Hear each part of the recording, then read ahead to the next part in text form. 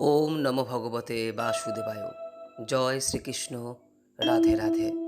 বন্ধুরা, বছরের অন্যতম শ্রেষ্ঠ একাদশী পাপমোচনী একাদশী আসন্ন।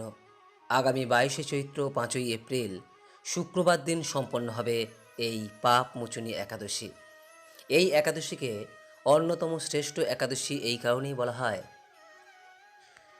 যে ব্যক্তি এই একাদশী নিষ্ঠা ও ভক্তি সহকারে পালন করে থাকেন তার 7 জন্মের পাপ থেকে মুক্তি হয়। এবং এই একাদশী তিথিতে শ্রী বিষ্ণুর চরণে যদি তুলসী পাতা নিবেদন করা হয়, তাহলে আপনি যে উদ্দেশ্য নিয়ে একাদশী পালন করবেন সেই উদ্দেশ্যে আপনি সফল হবেনই হবেন। সেই কারণেই বছরের এই সর্বশেষ একাদশী অনেকেই পালন করে থাকেন।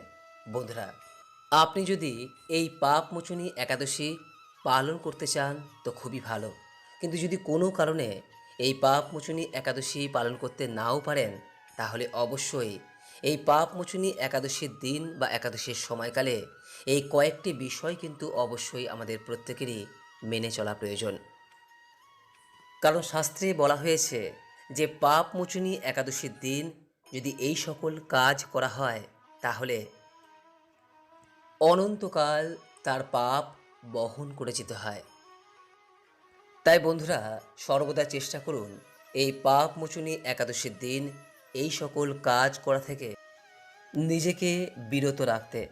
এই প্রসঙ্গে আপনাদের জানায় যে এই বছর 1430 বঙ্গাব্দ 2024 সালে এই পাপমোচনী একাদশী শুরু হবে আগামী 21শে চৈত্র বৃহস্পতিবার সকাল 11:52 থেকে, এবং এই একাদশী তিথি থাকছে পরের দিন 22শে চৈত্র শুক্রবার সকাল 9:43 পর্যন্ত।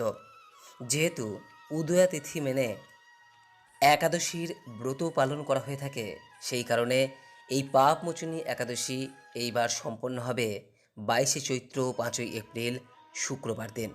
যদি আপনি একাদশী পালন করতে চান, একাদশীর উপবাস ব্রত রাখতে চান, তাহলে সেক্ষেত্রে অবশ্যই শুক্রবার দিন তা সম্পন্ন করুন।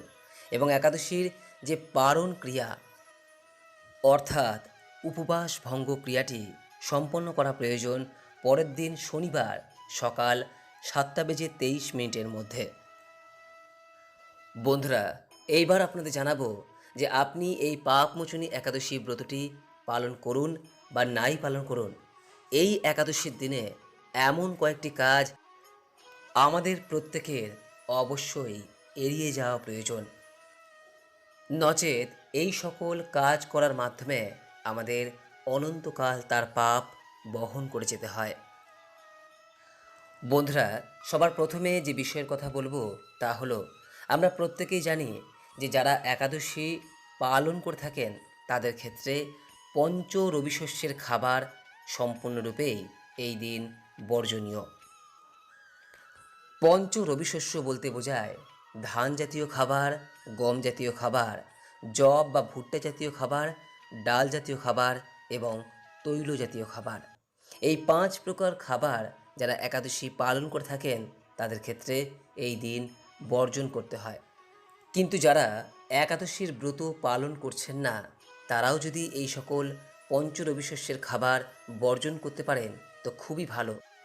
তবে যদি তা সম্ভব না হয়, তাহলে তারা অবশ্যই এই পাপমোচনী একাদশীর দিন ধান জাতীয় যে সকল খাবার রয়েছে, যেমন ধরুন চাল, মুড়ি, চিড়ে, সুজি, পায়েস, খিচুড়ি, চালের পিঠে, খই, এই সকল খাবার অবশ্যই এই দিন বর্জন করা প্রয়োজন। শাস্ত্রমতে একাদশী পালন করুন বা নাই পালন করুন, এই দিন অন্ন গ্রহণ করা একেবারেই নিষিদ্ধ। এই দিন অন্ন গ্রহণ করলে পরবর্তী জন্মে নিম্নজনিতে জন্মগ্রহণ করতে হয়, এমনটাই শাস্ত্রে বর্ণিত রয়েছে। তাই বন্ধুরা, এই দিন অবশ্যই চেষ্টা করুন ধান থেকে তৈরি যে কোনো প্রকার খাবার পরিহার করতে।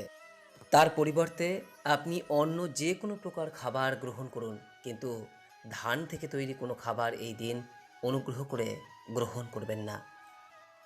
যারা এই একাদশীর ব্রত পালন করছেন তারা যদি নির্জলা উপবাস রাখতে পারেন তো খুবই ভালো। যদি না পারেন সেক্ষেত্রে আপনি ফল, মূল, ডাবের জল, বিভিন্ন প্রকার সবজি বা দুগ্ধজাতীয় বিভিন্ন প্রকার সামগ্রী, যেমন ধরুন মিষ্টি, সন্দেশ, এই সকল খাবার গ্রহণ করেও আপনি এই একাদশীর ব্রত পালন করতে সক্ষম হতে পারেন। বন্ধুরা, দ্বিতীয় যে বিষয়ের কথা বলবো তা হলো, আপনি একাদশী পালন করুন বা নাই পালন করুন, এই পাপমোচনী একাদশীর দিন কখনোই কোনো প্রকার নেশা জাতীয় দ্রব্য, যেমন ধরুন চা, বিড়ি, কফি, তামাক, পান, সুপারি, মদ, এই সকল নেশা জাতীয় দ্রব্য গ্রহণ করবেন না। এই দিন এগুলি থেকে যতটা সম্ভব দূরে থাকুন এবং এর পাশাপাশি এই দিন কোনো অবস্থাতেই আমিষ জাতীয় খাবার, যেমন ধরুন মাছ, মাংস, ডিম এবং উগ্র গন্ধযুক্ত তামসিক খাবার যেমন পেঁয়াজ, রসুন, এই সকল গ্রহণ করবেন না।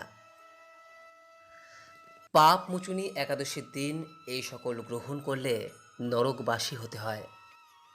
তাই এগুলি যথাসম্ভব পরিহার করুন।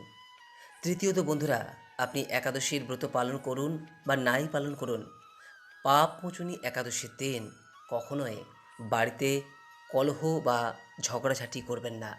কোনো প্রকার দ্বন্দ্ব, বিবাদ, তর্ক, বিতর্ক বা ঝামেলায় নিজেকে জড়িয়ে নেবেন না। এগুলি থেকে যতটা সম্ভব দূরে থাকার চেষ্টা করুন। এই দিন পরনিন্দা, পরচর্চা, মিথ্যা ভাষণ, ক্রোধ, দুরাচারী এবং কোনো মহিলাকে অপমান থেকে সর্বদা দূরে থাকুন। এই সকল কাজ যদি এই দিন করে থাকেন তাহলে সংসারে কালো অন্ধকার নেমে আসে এবং মা লক্ষ্মী অসন্তুষ্ট হয়ে গৃহ থেকে বিদায় নিয়ে থাকেন। তাই বন্ধুরা, এই পাপমোচনী একাদশীর দিন এই সকল কাজ করা থেকে নিজেকে বিরত রাখুন। চতুর্থত বন্ধুরা, এই পাপমোচনী একাদশীর দিন শরীরে প্রসাধনী দ্রব্য ব্যবহার থেকে নিজেকে এড়িয়ে চলুন। যেমন ধরুন তেল, সাবান, শ্যাম্পু, এই সকল কিছুই একাদশীর দিন কখনোই ব্যবহার করতে নেই। এর পাশাপাশি এই পাপমোচনী একাদশীর দিন কোনো প্রকার ক্ষৌরকর্ম একেবারেই নিষিদ্ধ। অর্থাৎ চুল, দাড়ি, নখ, এই সমস্ত কিছু কাটা একাদশীতে সম্পূর্ণরূপেই নিষেধ। এবং সর্বোপরি বন্ধুরা, এই পাপমোচনী একাদশীর দিন কখনোই কাম প্রবৃত্তিতে লিপ্ত হওয়া, ব্যভিচার করা এবং সহবাস করা একেবারেই নিষিদ্ধ। এই দিন এই সকল কাজ করলে আজন্মকাল দুর্ভোগ ভোগ করতে হয় এবং নরকবাসী হতে হয়। বন্ধুরা, একাদশীর ব্রত পালন করুন বা নাই পালন করুন, এই পাঁচটি বিষয়ে কিন্তু অবশ্যই আমাদের এই পাপমোচনী একাদশীর দিন সতর্ক থাকা প্রয়োজন।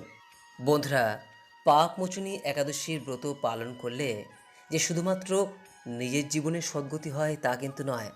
নিজ কর্মদোষে কোনো পিতামাতা যদি নরকবাসী হয়ে থাকেন, তবে একাদশী পালনকারী পুত্র সেই পিতামাতাকে নরক থেকে উদ্ধারও করতে পারেন। কাজেই একাদশী পালন করা আমাদের সকলের অবশ্যই কর্তব্য। আর একাদশীর প্রধান কাজই হলো নিরন্তর ভগবানকে স্মরণ করা। এই দিন অবশ্যই চেষ্টা করুন ভগবান শ্রীবিষ্ণু বা শ্রীকৃষ্ণের পূজা করতে এবং সেই পূজায় অবশ্যই তুলসী পাতা নিবেদন করতে ভুলবেন না। কিভাবে এই পাপমোচনী একাদশী পালন করবেন সে সম্পর্কে ইতিপূর্বেই আগের ভিডিওর মাধ্যমে আপনাদের সামনে ব্যক্ত করেছি, যার লিঙ্ক ওপরে দেওয়া এই ভিডিওতে দেওয়া রয়েছে। প্রয়োজন বোধ হলে দেখে নিতে পারেন।